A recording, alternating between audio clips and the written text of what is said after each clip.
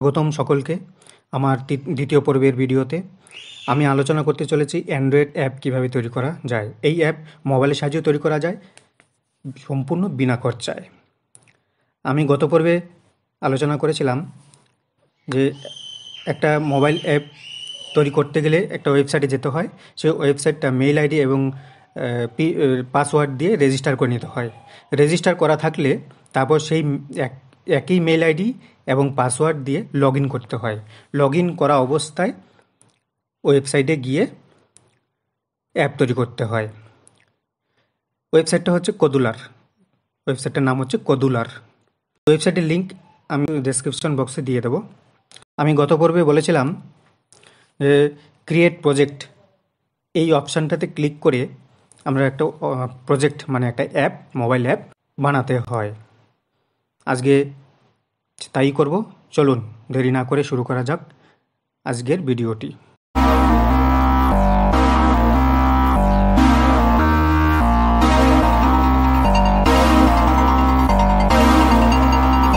আমি এবার ক্রিয়েট প্রজেক্টে ক্লিক করলাম।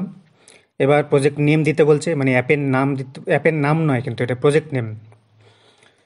প্রজেক্ট বলতে অ্যাপটাকেই বোঝাচ্ছে, কিন্তু এটা প্রজেক্ট বলতে অন্য প্রজেক্ট নাম পরে ব্যাপারটা জানা যাবে। এখানে কমপক্ষে 4টে ডিজিট রাখতে হবে। এবার নেক্সটে ক্লিক করতে হবে। এবার দেখুন এখানেও একটা অনলাইন ফর্ম ফিল আপ যেভাবে করতে হয় সেরকম খুলে গেল। এখানে থিম হচ্ছে দু রকম আছে, লাইট থিম, ডার্ক থিম, আরেকটা হচ্ছে ডিফল্ট। আমি সবগুলো ট্রাই করে দেখতে পারেন, আমি ডিফল্টটাই রাখলাম। এবার অ্যান্ড্রয়েড ভার্সান, মোবাইলে অ্যান্ড্রয়েড ভার্সান থাকে, অনেক রকম অ্যান্ড্রয়েড ভার্সান আছে।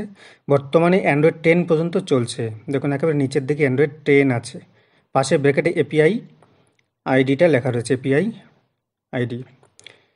এপিআই আইডি বর্তমান চলছে 29। এবার সেটা কি একটু ভালো করে বললে হবে। আমি একটা সিলেক্ট করে নিচ্ছি। তার আগে আমি সিলেক্ট করে নিলাম অ্যান্ড্রয়েড 5.0, মানে এপিআই 21। তার মানে এপিআই 21-এর পর 21, 22, 23, 24, 25, 26 থেকে শুরু করে 29 পর্যন্ত যতগুলো আছে, এই এতগুলো অ্যান্ড্রয়েড ভার্সান যে কোনো মোবাইলে থাকলেই সেই সব মোবাইলে আমি যে এখন অ্যাপটা তৈরি করছি সেই অ্যাপটা কাজ করবে। তার আগে এপিআইগুলো কাজ করবে না। এপিআই 21 আছে আমার, আমি 21 সিলেক্ট করেছি। তার মানে 20, 19 এগুলো কোনো মোবাইল, অ্যান্ড্রয়েড মোবাইলে যদি থাকে তাহলে সেই আমি তৈরি করা অ্যাপটা কাজ করবে না। তাই আমরা সাধারণত সবচেয়ে কম অ্যান্ড্রয়েড ভার্সানটাই দিয়ে রাখি। তবে এখানে একটা জিনিস জেনে রাখা ভালো, কম ভার্সানটা দিলে অনেক ফিচার্স থাকে না। যাই হোক, ঠিক আছে। এবারে আবার চলে যাচ্ছে আমরা প্যাকেজ নেম। প্যাকেজ নেম শুরু করতে গেলে, লিখতে গেলে প্রথমেই শুরু করতে হয় কম ডট দিয়ে। কখনোই .com নয়, কম ডট, COM, কম দিয়ে একটা ডট, ফুল স্টপ। এইবার আপনার চ্যানেলের নাম দিতে পারেন আপনার খুশি। আমি চ্যানেলের নাম দিয়ে দিচ্ছি AJP, তারপরে ডট দিয়ে আমি প্রজেক্টের নামটা দিয়ে দিলাম। এবার আমি একটু প্যাকেজ নেম সম্পর্কে বলি। স্ক্রিনে একটা মোবাইল স্ক্রিন নিয়ে আসলাম। প্রাইভেসির জন্য আমি দেখাতে পারছি না, যদিও মোবাইলে প্লে স্টোর ওপেন করে তাতে একটা অ্যাপ ওপেন করলে উপরের দিকে 3 ডট অপশন মেনু দেখতে পাওয়া যায়। তাতে ক্লিক করলে একটা শেয়ার অপশন খুলে যায়। এতে শেয়ারে ক্লিক করলে মোবাইলে সাপোর্টেড শেয়ার অ্যাপগুলো খুলে যায়। তার মধ্যে আমি হোয়াটসঅ্যাপটাকে সিলেক্ট করলাম। হোয়াটসঅ্যাপে যেভাবে মেসেজ পাঠাতে হয় ঠিক সেভাবে মেসেজটা শেয়ার করলাম এবং পাঠিয়ে দিলাম। এবার দেখা যাচ্ছে এই যে দেখুন চলে আসলো। এবার এখানে শেষের দিকে দেখা যাচ্ছে সমান চিহ্নের পরে কম ডট, তারপরে অনেক কিছু লেখা আছে। এটাই হচ্ছে প্যাকেজ নেম, মানে সমান চিহ্নের পরে যেটুকু আছে সেটাই হচ্ছে প্যাকেজ নেম। মানে আপনি যে অ্যাপটা তৈরি করবেন, এবার অ্যাপটা তৈরি করে যখন প্লে স্টোরে আপলোড করবেন তারপর এটা এইভাবে আসবে। এটা হচ্ছে অ্যাপের লিঙ্ক, এরকম অ্যাপের লিঙ্কে থাকে। যাই হোক, এবার দেখুন এখানে প্রাইমারি কালার বা টাইটেল কালার, এই কালারগুলো চেঞ্জ করা যায়। এখানে ক্লিক করলেই একটা কালার বক্স খুলে যাবে, কালার উইন্ডো। এতে যে কোনোভাবে আপনি সিলেক্ট করে কালার চুজ করে নিতে পারেন। নিচের দিকে সেট অপশানটাতে ক্লিক করলেই কালারটা সেট হয়ে যাবে। দেখুন সেট হয়ে গেছে। এবার সেগুলোই আমি চেঞ্জ করে নিতে পারি। যাই হোক, আমি এতগুলো চেঞ্জ করছি না। আমি ফিনিশ বটনে ক্লিক করে এটাকে ফিনিশ করে দিলাম। অ্যাপটাকে নাম দিয়ে পুরো কমপ্লিট হয়ে গেল। অ্যাপটা এবার ওপেন হচ্ছে, ওপেন হয়ে গেল। দেখুন মাঝখানে একটা মোবাইল স্ক্রিন চলে এসেছে, ঠিক মোবাইলের মতো দেখতে। তাতে আমাদের কাজ করতে সুবিধা হবে, এটাই মোবাইল ভেবে নিয়ে কাজ করতে হবে। এবার দেখুন এখানে যে সাইডে স্ক্রল বার আছে, এগুলো স্ক্রল করে আমি মোবাইলটা উপর নিচ করে দেখে নিতে পারি। আর এই পাশটাতে, ডান পাশটাতেও দেখুন স্ক্রল বার আছে, স্ক্রল করে আমি দেখে নিতে পারি। ঠিক একইভাবে এই ডান পাশের এই স্ক্রল করলে যে যা যা আসে এটা প্রপার্টিস, আর এই মাঝখানে যেটা সেটা আছে অল কম্পোনেন্টস। এই পাশেরটাও আছে এরকম। এখানে একটা স্ক্রল বার আছে বাঁ দিকটায়। এই স্ক্রল বারে সাহায্যে আমরা সবগুলো অপশান দেখে নিতে পারি। পাশে এইগুলো দেখুন কতগুলো এরো আছে, এরোগুলো কাজ করে কি পরে আমি বলছি। এখানে দেখুন দুটো পার্ট আছে বাঁ পাশটায়, খালি মাউসটা দুদিকে নিলেই দুটো পার্টে ভাগ হয়ে যাচ্ছে।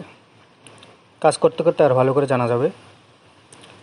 এবার দেখুন এটার নাম হচ্ছে, যাই হোক, এটা হচ্ছে আমার প্রজেক্টের নাম। এবার আমি চলে আসছি। দেখুন এখানেও কতগুলো অপশান আছে, কেউ দেখে নিলেই হবে। এটা প্রথম স্ক্রিন নিয়েছি, তাই স্ক্রিন 1 হচ্ছে, একটা স্ক্রিন নেওয়া হয়েছে। এবার ইউজার ইন্টারফেসের আন্ডারে এতগুলো অপশান আছে। এটা হচ্ছে মেন অপশান, এটা হচ্ছে সাব অপশান। আচ্ছা, এবার প্রথম অপশানটা হচ্ছে ইউজার ইন্টারফেস। এই ইউজার ইন্টারফেসের আন্ডারে মেন অপশান, তার আন্ডারে কতগুলো সাব অপশান অনেকগুলো আছে। স্ক্রল করে আমি দেখতে পাচ্ছি অনেকগুলো সাব অপশান আছে। যেমন প্রথম আছে বটন, যেরকম বটনে ক্লিক হয়, একটা আমি বটন টেনে নিয়ে বসিয়ে দিলাম স্ক্রিনের উপর, মোবাইল স্ক্রিনের উপর। এরকম যত খুশি বটন আমি নিতে পারি আমার প্রয়োজন মতো। দেখুন যে বটনটা নিলাম সেখানে বটন 1 নাম আছে, বটন 1 এখানে দেখুন নাম আছে বটন 1, এই বটনটা নিলাম। এই যে আচ্ছা, তারপর একটা মনে করেন একটা চেক বক্স নিলাম, চেক বক্স 1 চলে আসলো এখানে। এখানে দেখুন চেক বক্স 1, একই নাম সেম থাকবে। ইচ্ছে করে আরও নিতে পারি। যাই হোক, আমি এই আপাতত এই দুটো নিয়েই কাজ করব। এবার দেখুন এখানে যখন ক্লিক করলাম সঙ্গে সঙ্গে এটা সিলেক্ট হয়ে গেল। এখানে ক্লিক করলে এখানেও সিলেক্ট হয়। এখানে যদি আবার ক্লিক করি চেকবক্সে, দেখুন ওই স্ক্রিনের উপর চেকবক্সটাও সিলেক্ট হয়ে গেল। আবার এখানেও দেখুন চেকবক্স নামটা চলে আসলো। এবার দেখুন এখানে যদি আমি মাউসটা রাখি, দেখুন চেকবক্স 1 কথাটা চলে আসছে। এখানে যে মাউসটা রাখি বটন 1 কথাটা চলে আসছে। আপনি এখান থেকে বুঝতে পারবেন। আর যাই হোক, আমি যে কোনো জায়গায় ক্লিক করেই সিলেক্ট করতে পারি। আচ্ছা, এখানে ক্লিক করলেও এই দেখুন এদিকে এটা চলে আসলো। এবার দেখুন ব্যাকগ্রাউন্ড কালার চেঞ্জ করতে পারি কার, বটন 1-এর। ব্যাকগ্রাউন্ড কালার চেঞ্জ করলেই আমার উইন্ডোটা ওপেন হলো। যে কোনোভাবে আমি সিলেক্ট করে যে কোনোভাবে আমি কালার চুজ করতে পারি। নিচে সেট অপশানে ক্লিক করলেই আগের মতোই এটা সিলেক্ট হয়ে গেল, বসে গেল। এখানে দেখুন কালারটা চলে আসলো, সঙ্গে সঙ্গে স্ক্রিনে আমরা দেখতে পাচ্ছি। এখানে বোল্ড করতে পারি, ইটালিক করতে পারি, ফন্ট সাইজ চেঞ্জ করতে পারি। 14 আছে, আমি এটাকে করে দিচ্ছি 25। দেখুন বড় হয়ে গেল ফন্ট সাইজ, লেখা মানে টেক্সট সাইজ যেটাকে বলে। বোল্ড করে দিলাম, একটু মোটা হলো। ইটালিক করে দিলাম, করলে করতে হবে, না করলেও আমার চুজ। তারপরে দেখুন ফন্ট ইন্টারফেস, ফন্ট কতগুলো, যেগুলো ফন্ট চেঞ্জ করা বলে যেগুলো বিভিন্ন রকম ফন্ট হয়, আমি স্যারিফ রাখলাম। এবার দেখো হাইট, এই বটনটার হাইট আমি চেঞ্জ করতে পারি, উইথ চেঞ্জ করতে পারি। বটন উইথটাকে ফুল প্যারেন্টস করে দিলাম, পুরোপুরি যত স্ক্রিন, মোবাইলের যতটা স্ক্রিন সব স্ক্রিন নিয়ে নিল, হাইট এবং উইথ দুটোই। আচ্ছা, উইথটা আমি ফুল রাখলাম, মোবাইল স্ক্রিন যতটুকু পুরোটাই নিয়ে নিল। আর হাইটটাকে আমি এখানে লিখে দিতে পারি ম্যানুয়ালি, হাইটটা ম্যানুয়ালি লিখে নিতে পারি। একবার ক্লিক করলে পুরোটা সিলেক্ট হয়ে যাবে। তারপর কিবোর্ডের সাহায্যে লিখে দিতে পারি 60 px মানে পিক্সেল, 60 পিক্সেল জায়গা নিল। এটাকে ইচ্ছে করে লিখতে পারি আমার ইচ্ছে। এখানে আমি 60 পিক্সেল লিখে দিলাম। আচ্ছা, দুই দিকে 60 পিক্সেল হয়ে গেল, হাইট উইথ। এবার এখানে ইমেজ অপশান আছে।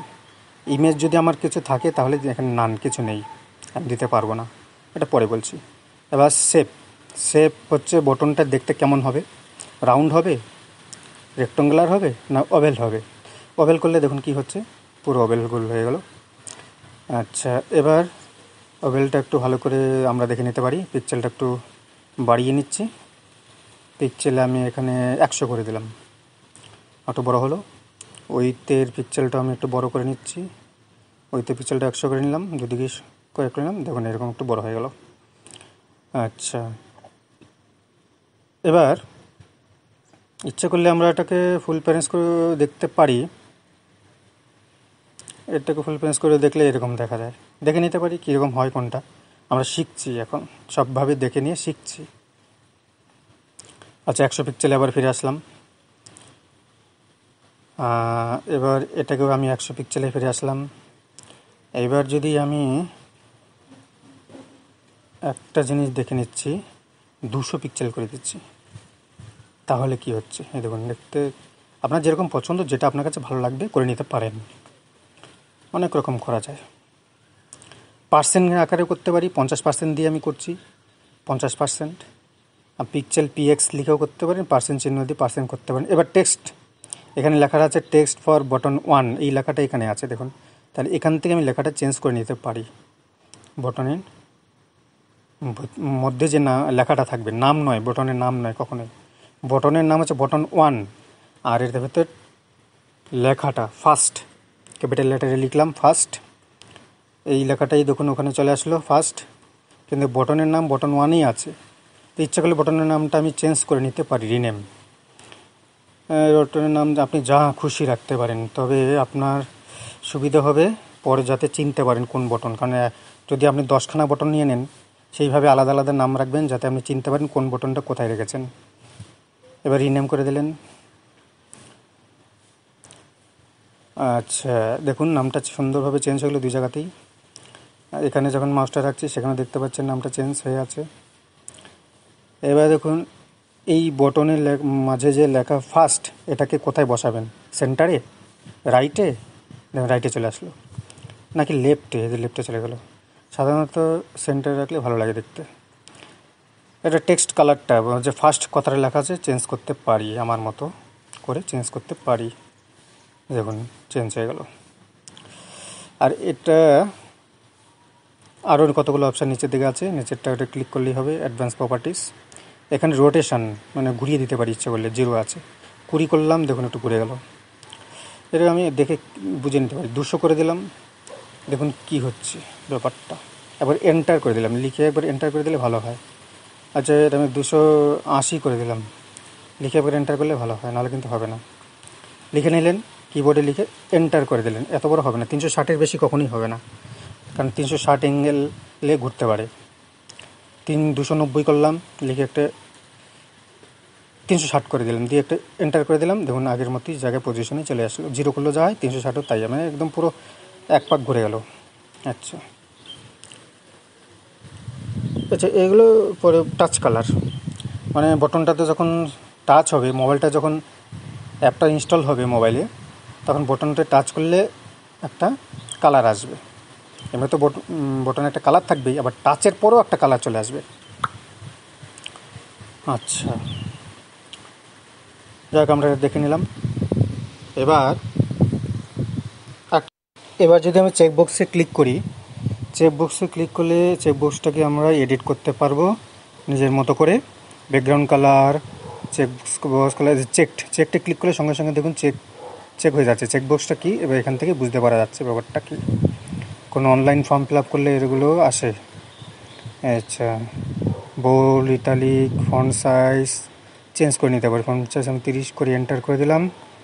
তারপরে ফন্ট সাইজ এগুলো সবই আগের মতোই, বটনের মতোই আসছে। একটা বললে সবই পারা যাবে। আমি শুধু সামান্য একটু স্ক্রল করে দেখিয়ে দিচ্ছি। টেক্সটটাকে চেঞ্জ করতে পারি, সিলেক্ট করে সে পুরো সিলেক্ট করে নিলাম মাউস টেনে, বা ওতে ক্লিক করে কন্ট্রোল করলেও সিলেক্ট অল হয়ে যাবে। তারপর টাইপ করে লেখা যাবে। আমি লিখেছি ফার্স্ট, দেখুন লেখাটা ওখানে চলে আসলো। আচ্ছা, ইচ্ছা করলে এটারও রিনেম করতে পারেন। আচ্ছা, আমি করলাম না, আমি বক্স আবার বটনে চলে গেলাম। এখানে একটা ব্যাপার বলছি, যেমন সেভ করলাম তো, এটাকে যদি আমি মেটেরিয়ালস আইকন করি, এই দেখুন লেখা রয়েছে মেটেরিয়ালস আইকন। এই মেটেরিয়ালস আইকন যদি ক্লিক করলাম, তাহলে ব্যাপারটা কি হচ্ছে একটু বোঝার চেষ্টা করি আমরা। এবার আমি টেক্সটে চলে আসছি, বটনের টেক্সটটায় আমি এখানে লিখে দিচ্ছি, ক্যামেরা, লিখে দিচ্ছি ক্যামেরা আন্ডারস্কোর ALT লিখে এন্টার করে দিলাম। এইবার দেখুন একটা ক্যামেরার ছবি চলে আসলো এটা লেখার সঙ্গে। এই হচ্ছে তফাৎ। আচ্ছা, আমি একটু কালারটা চেঞ্জ করে নিচ্ছি, হোয়াইট করে দিলাম, হোয়াইটটা সেট করে দিলাম। এইবার এটাকে ফন্ট সাইজটা বাড়িয়ে দিই 30, না 30-এ বেশি হবে না, 35-এ বেশি হবে না, এটা কি তাহলে একটু বন্ধ করে দিয়ে এবার এটাকে আমি 60 করে দিলে ভালো হবে, 60। এই দেখুন বড় হয়ে গেল। এবার ব্যাপারটা কি, যদি আমি মেটালস আইকন করি তাহলে ছবি আসছে, আর যদি আমি এটাকে স্যারিপ আগের মতোই স্যারিপ করে দিই, তাহলে আমি যে টেক্সটে বক্স যার নামটা লিখলাম, এটা একটু ফন্টটা ছোটো করে দেখতে পাচ্ছি, হ্যাঁ যা লিখলাম তাই চলে আসলো, ক্যামেরা ওয়ার্ল্ড, এখানে যা লিখলাম ওটাই এখানে চলে আসলো। কিন্তু যদি এটাকে আমি আবার মেটেরিয়ালস আইকনে ফিরে আসি তাহলে দেখুন আবার ছবি চলে আসলো। এই হলো তফাৎ, ব্যাপারটা বুঝতে পারা গেল নিশ্চয়ই। আচ্ছা, ঠিক আছে, এই হলো ব্যাপার। এইগুলো চেকবক্সেও আছে, তাই একটা বললে বাকিগুলো না বললেও চলে। যাই হোক, এই হলো ব্যাপার। আজ তাহলে এই পর্যন্তই, দেখা হবে পরের ভিডিওতে। লাইক, কমেন্ট, শেয়ার প্লিজ, আর সাবস্ক্রাইব করে পাশের বেল আইকনটি বাজিয়ে পাশে থাকবেন। ধন্যবাদ।